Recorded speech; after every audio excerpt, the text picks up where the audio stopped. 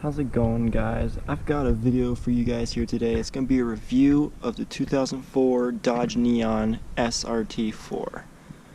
One thing that I noticed when I was going to buy this car was that on YouTube I couldn't find that many quality reviews on it. The only one I could really find in terms of actually reviewing the car and being somewhat quality was one by Saab Kyle, which isn't really a surprise. He's pretty well known for car reviews. But even then, it wasn't really that in-depth. And what I mean by in-depth was he just kind of walked around the car and just opened a bunch of things and was like, hey, here's the car. But I'm sure mine isn't going to be the best video ever, but I'm going to really try my best here to make it a quality review. Before we get into the actual car, I'm just going to go into the pros and cons of actually owning one of these. Now, a few pros you're going to get when buying this car is that they're really cheap compared to competitor cars. I know some WRXs and Evos are very overpriced, especially nowadays. And even when this car came out, the starting price for the STI was, I think, around $30,000. When the starting MSRP for an SRT-4 was around 20 grand. I just heard a fucking noise from over there. Anyways, another pro to owning one of these is they're really cheap to modify. It being a turbocharged 4-banger, there's a lot of modification options with one of these, and they're all pretty well priced. You can probably pick up a cold air intake, a quality, AEM, for around $150, which isn't bad for a cold air intake. For probably around $4 grand, you could get these things up to 350, 400 wheel horsepower easily. Another pro is that they're pretty fast for the price. For the price and its class. Like I said, these things were around 20 grand when they first came out, and it kind of blew people's mind that a domestic company, Chrysler, was making something this capable. First of all, of competing in the foreign market, and second of all, of just how fast it was for how much it costed. And especially nowadays, it probably pick one of these up for under $4,000 all day, every day. And you're still getting quite a lot of power in a little package for quite so little money. And another thing, when you really get down into the motor of this, is it has a pretty smooth power band. Some cars you'll see a lot of high-end power, when you get into higher RPMs, that's when it really starts pulling. Or the other way around, you get some low-end power. With this, it's just kind of equal all the way through. It's got a real smooth power band. And another pro is that it's not so much the car itself, it's the people who own them. Driving this thing now, I've come across countless SRT-4 owners, and they're all so nice and just so awesome. Shout out to Isaac and Gabe, you guys are all awesome. But it's just such a nice culture when you buy one of these. It's its own little cult, It's like you got the Subaru, like WRX bros or whatever, We have our SRT-4 gang. And another pro, and probably one of the top reasons someone would buy this car, is the way it sounds. Oh my god, this thing is orgasmic. Oh, I can't even get... No, oh, fuck it. I'm just gonna show you guys a clip. Hold up.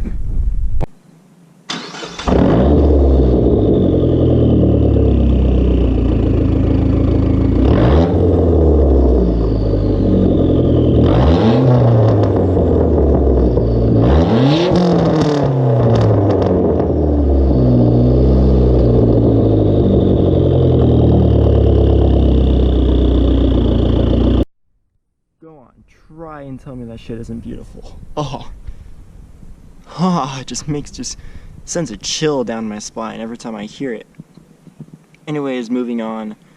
It's got a huge aftermarket support with it. You know, so many aftermarket parts you can get for this thing. You know, whether it be from the motor, you can get, you know, there's cams, I can't even go into all of it. It's just, you know what I mean. There's a lot of stuff you can do with these things. You know, you buy a Toyota Camry, there's only so much you can do with it. You know, sure, slap a Borg Warner turbo on there, and I guess you can get somewhere, but there's not a whole lot you can do with a Camry. Whereas with an SRT-4, it's got a huge culture behind it, so there's a huge aftermarket support. Another pro is that it's pretty good handling, I'm not gonna lie. For a front-wheel drive car, you know, once you get... I hear something again. Somewhere over there. Fuck that shit. Like I was saying, once you get going fast enough in one of these things, it'll stay planted pretty well. I don't think I've ever gone fast enough to the point of losing traction in the back. No, I've done 60 or 70 down a few bends and I haven't lost any traction, so it's a pretty good handling car. Another pro is that it's very eye-catching.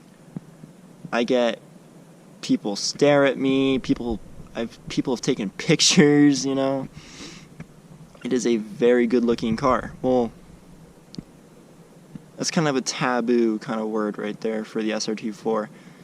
It's good-looking if you have the right eye. You know, some people will say this is the ugliest car ever devised, and, you know, to each their own, but to others, it is a very nice looking car, and to me, it is a very nice looking car. I love the look of it. And, you know, it catches eye and breaks necks everywhere you go, and I love it.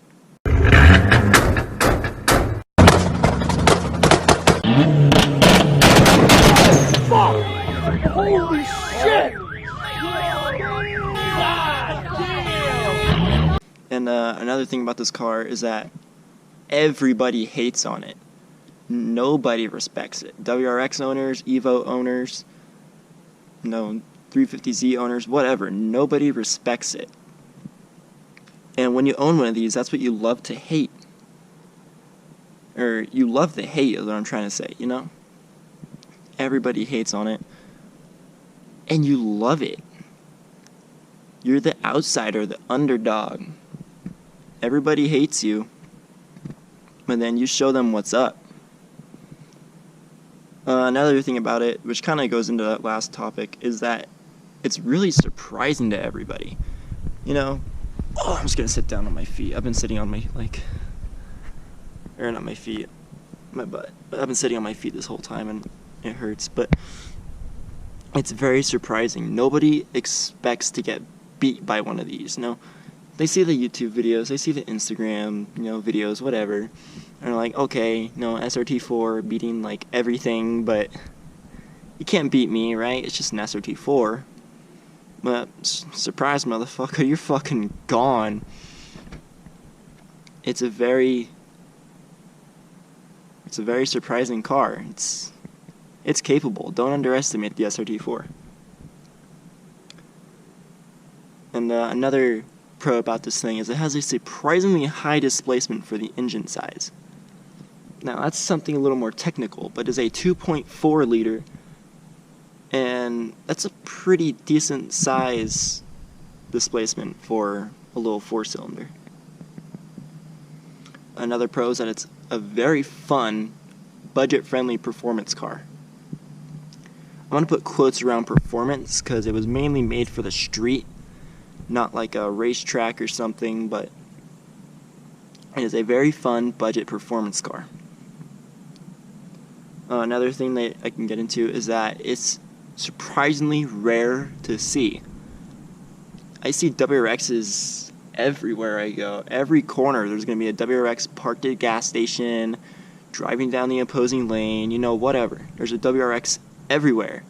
Evos are a little more rare, but I still see them everywhere. An SRT-4? I see one of these maybe like once a week, maybe. These things are quite rare. And so it's probably why it's so eye-catching too, is that nobody really sees them. And so they're like, whoa, what the fuck is that? Kind of with that last point is that it's a very unique car. You know, with the WRX and Evo owners, 350Zs, you know, at least they can all fit into the Japanese, you know, JDM culture. Obviously, this isn't going to fit with that because it's not Japanese. It's made by Chrysler. It's domestic. But also, it doesn't really fit in with the muscle cars because it's not a V8, you know, it's front-wheel drive.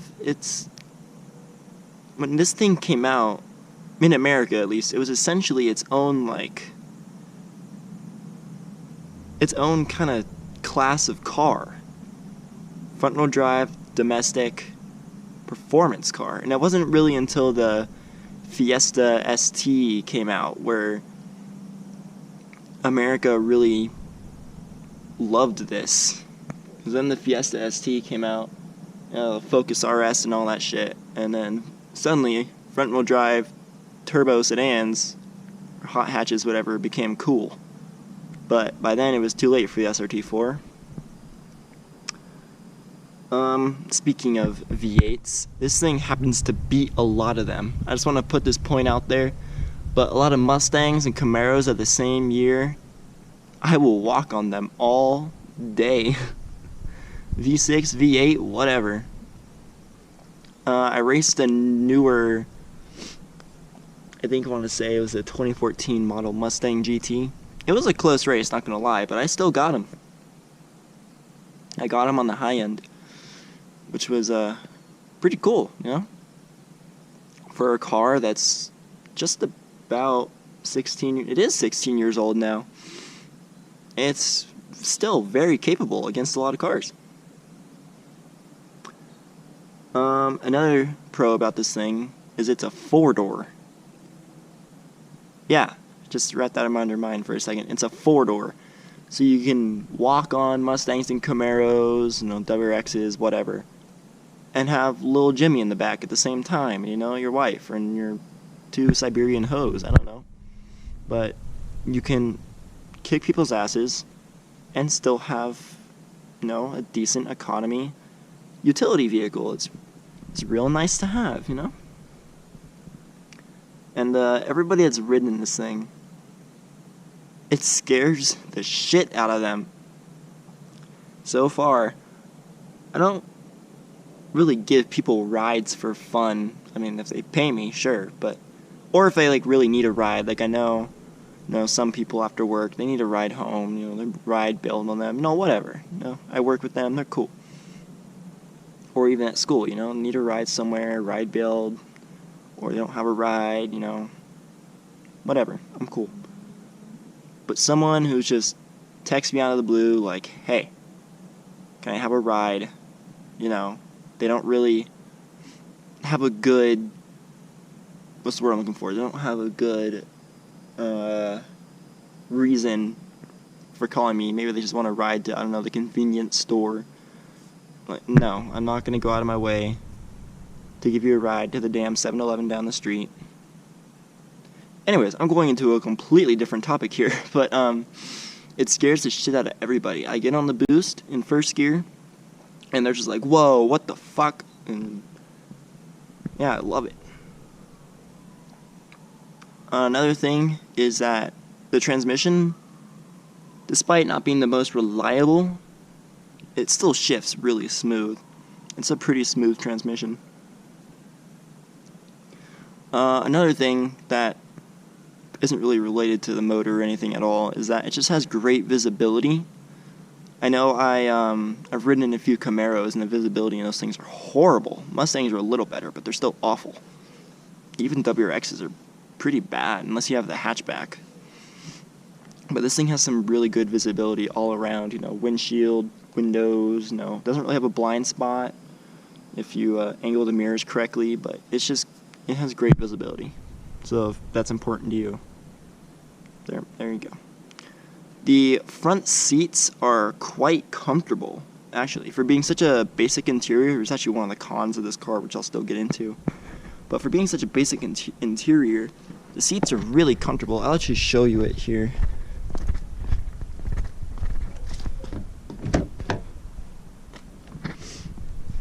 So the SRT-4 actually came with Viper-inspired seats from the factory, and you can see these bolsters here that really hug your legs and your chest, and it feels really good to sit in. Don't worry, mine are fucking filthy, but they're really nice seats. Unlocking my phone again to get back to the list that I made. It's got a pretty decent stock sound system. That's something not a lot of people pay attention to, but it's pretty good for a stock sound system. I don't really want to play anything because I don't really want to get a copyright strike right when I start my channel, but it's good. I assure you, it's good. I'm gonna sit back down. Give me a second. Oh, fuck, I'm getting old. Ow, fuck. Okay, now moving into the cons of this car. One of the things that made this car so appealing to a lot of people, being cheap, is also kind of a backlash of this car. Because they're so cheap, fuck.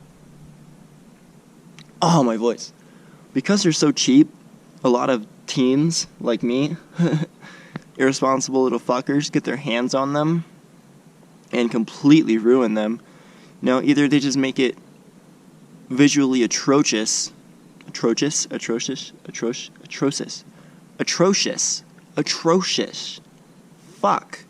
You know what I mean.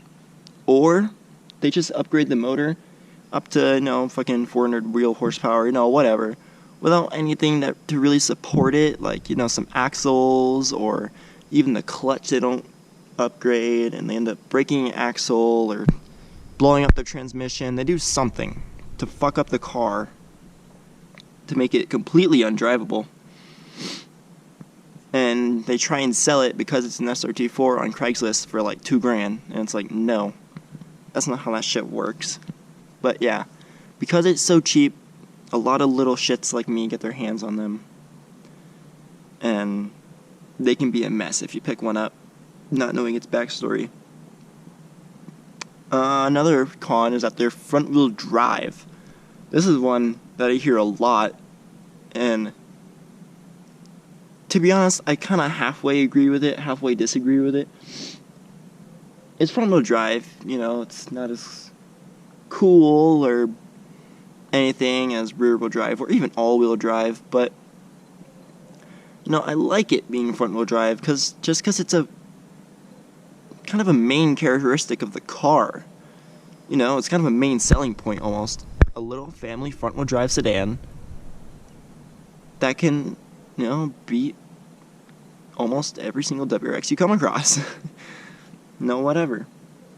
But also, I would love for it to be rear-wheel drive. First of all, because I love doing burnouts, and I can't really do it in this car. I've attempted, pulling the e-brake and just kind of locking up the rear wheels, but, it was, I got a few, 11s in, but,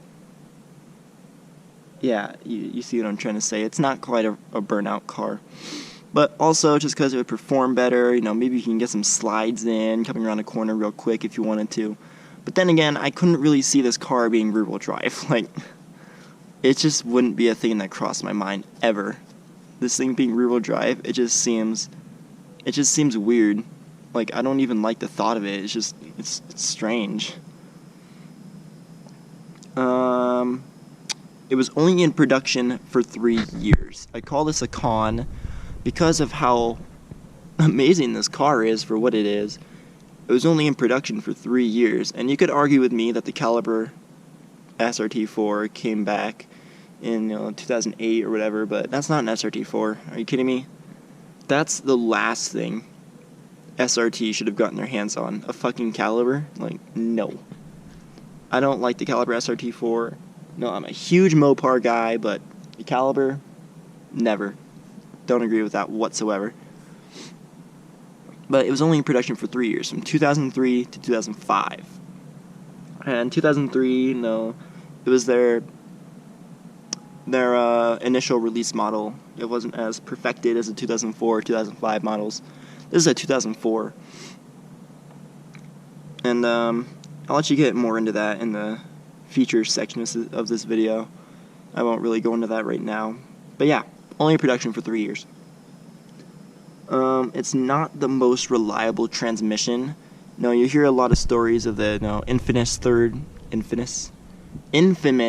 third gear grind or third gear pop outs. Why do I try to do these videos at like fucking 6 in the morning? I fucking can't talk, but I gotta do them before work, so yeet. But yeah, it's got the infamous third gear grind and pop outs of third gear a lot. I do get the pop outs quite a bit. Usually only early in the morning too, which is weird. Like later in the day when the engine's really hot, it doesn't really pop out that much, but early in the morning it pops out a lot when I try and downshift into third. Or even just go into third, doesn't even go into third completely. I end up just like sitting in neutral, waiting like 2 seconds to get into third gear. But yeah, it's not the most reliable transmission by any means. These things had a notoriously bad clutch when they first came out anyway. It was said to go out at about less than 100,000 miles. I'm at 177,000 right now, so I'm a little late to get my clutch fixed, but I got it. Get it in there. It's quite a basic interior, and I'll go more into that when I actually kind of walk around the car a bit, but it's a really basic interior. I don't expect much from Chrysler, especially in 2004. It's really basic, but it kept the cost down, which is what's most important. It's also a really rattly interior, kind of sort of near like 2,500 RPM. My license plate and my windshield there, if you can see that, will shake, but that's normal. But also the rear view mirror will shake a little bit, the climate control will shake a little bit. Everything just kind of shakes at 2,500 RPM, which is fine. I'm not usually at that RPM anyway unless I'm trying to accelerate through a different gear.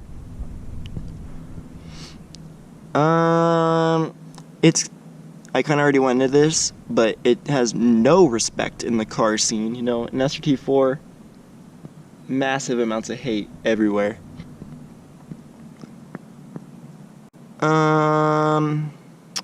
The neon name. If you guys don't know, the first gen neons really tarnished the neon name for Chrysler. And by the time the second gen neons came out, it was too late. And obviously the SRT-4 was part of the second gen neons. But just having the name neon really scared people off, I guess. It has really low stock boost. This is kind of a nitpicky thing, because you can easily crank up the boost.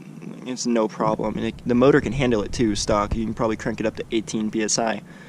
But it came out with around 12 pounds of boost stock, which is really low compared to the competitors. Like, I know the WRX came out with, I think like 14.5 pounds of boost stock, and it's a really nitpicky thing, but you got them high boost numbers, you know what I mean? I had notoriously bad third gear. I already went into that. Horrible turning radius. Let me put in a video of me trying to make a U-turn and just see how fucking wide this thing goes.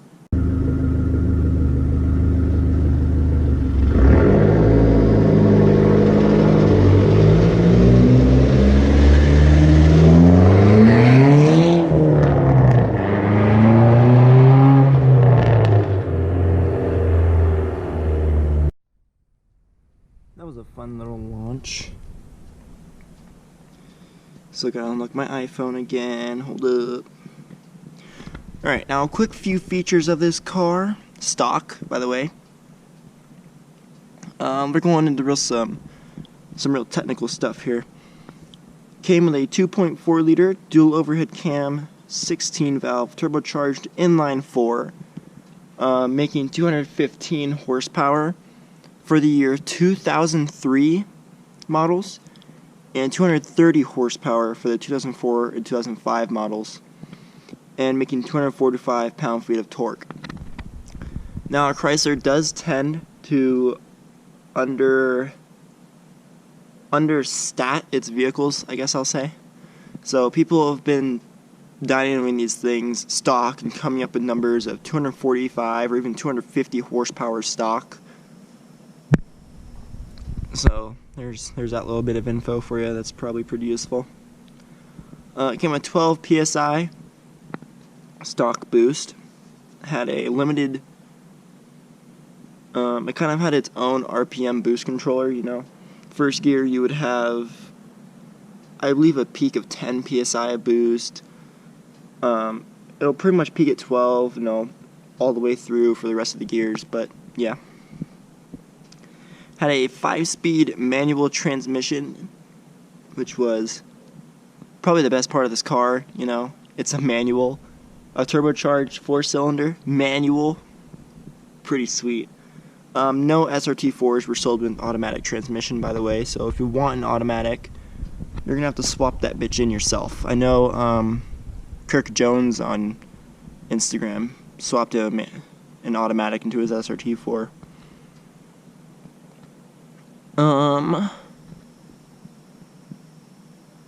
It weighed about 2,900 pounds. That's just a little. There's basically just specifications for the car. It doesn't really, might not be important to you guys. Just, you know, basic specs. The 2003 models did 0 to 60 in about 5.5 seconds, recorded by car and driver. And the 2004-05 models did it in about 5.3 seconds.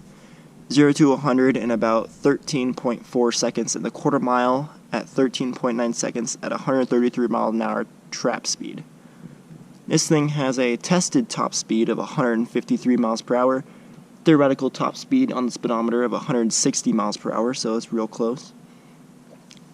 The 2004 and 05's models did come with a limited slip differential. The 2003 models did not. However, there was an option for it by some name I can't remember now, but yeah. It came with no muffler from the factory, so that bitch was loud from the factory, which is pretty cool. It has disc brakes all around. You know, I know the normal second-gen Neon SXTs, SEs had drums in the back. I know because I owned one. And it came with ABS standard on all SRT-4 models, so that was pretty cool. Looks like that's it for the features and whatnot. So now we're going to get into a walk around of the car, show you some features of it, what the inside looks like, how to operate switches, whatnot. So let's get into that. Here we are, starting in the interior of the car. I'm going to go ahead and put the key in so I can show you switches and all that crap. You got the little